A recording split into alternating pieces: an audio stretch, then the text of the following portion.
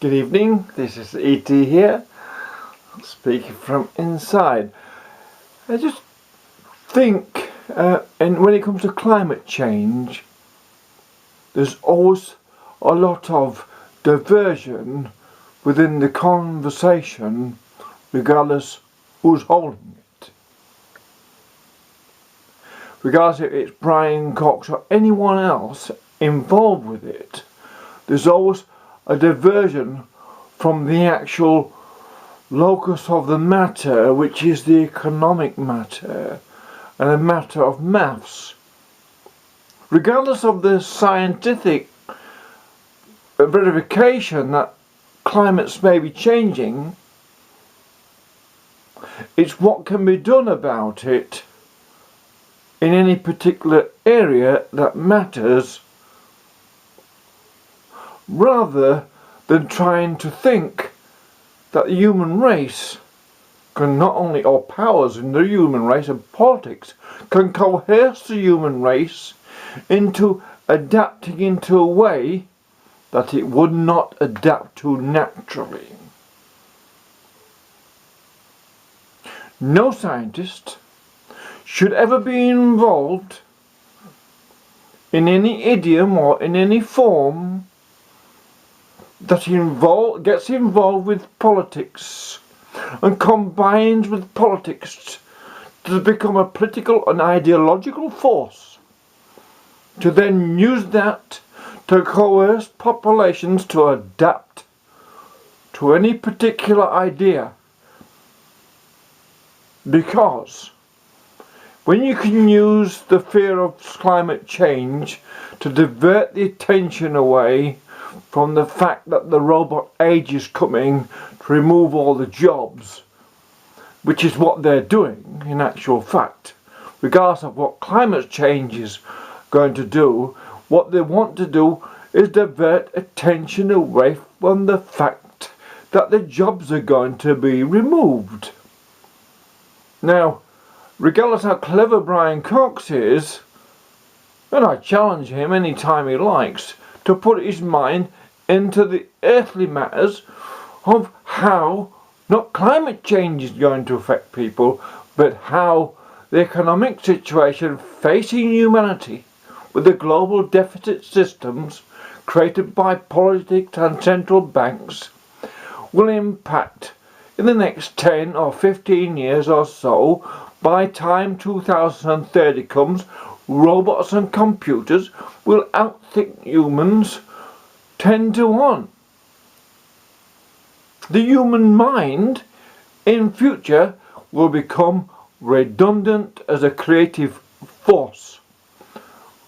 Therefore, what Brian Cox is involved with, as he displayed on Q&A, instead of engaging Malcolm Roberts, who's been called all sorts of names, in an intelligent way, and explain himself in an intelligent way and holding himself in a civilized manner, by losing his cool and using a sort of a force and trying to make a fool of Malcolm Roberts, all Cox did was feed into this force which is called itself the left. It doesn't matter what it actually is, it's nothing, it's just a pretentious force what is involved in dehumanizing the individual, creating a collective emotional field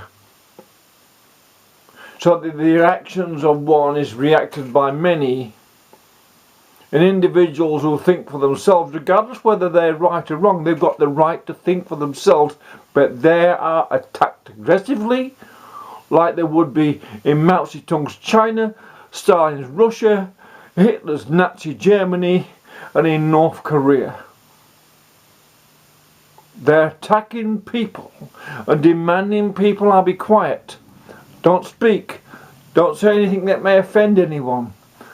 Brian Cox, a scientist of all people in the world, has joined that movement inadvertently or on purpose. We don't know, because he has not come out and explained himself and apologised for his actions.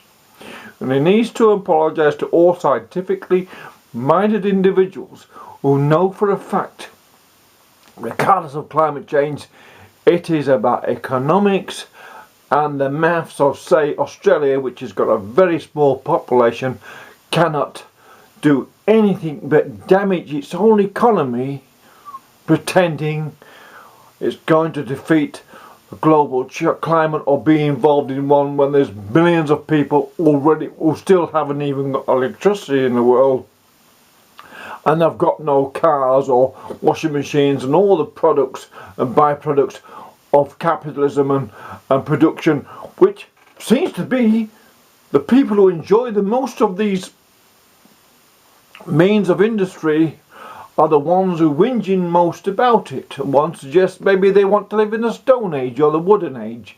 They would prefer to live like the Aborigines did before white men came to Australia, and certainly the leftist women who complain mostly about capitalist men, maybe they would prefer to live like Aboriginal women before white men came here. I'm sure they'll know how to make a fire with rubbing a couple of sticks together. I'm sure if they go back to the Wooden Age and Stone Age, they'll survive very well. Or will they? Or will they not moan like buggery then? Oh, the world is difficult for them. It's difficult for them now when they've got everything laid on a plate, they're still whinging. How it's going to go in the next few years, and this is where the real intelligence will be required, is to resolve the economic problems caused by the massive deficit for which climate change, its politics, regardless whether it's happening or not, is one big diversion. Look at him, he is your enemy because he's a climate denier, and that's what they're doing. You're using climate change to create divisions and to create enemies and enmity, and creating aggressive emotional forces within the generations. And if Brian Cox he says he thinks he understands evolution, obviously he hasn't got a bloody clue about evolution, otherwise he would not be involved in such a discussion without first thinking about what his actions will cause being a celebrity on his audience and his admirers. And for that, he ought to be ashamed.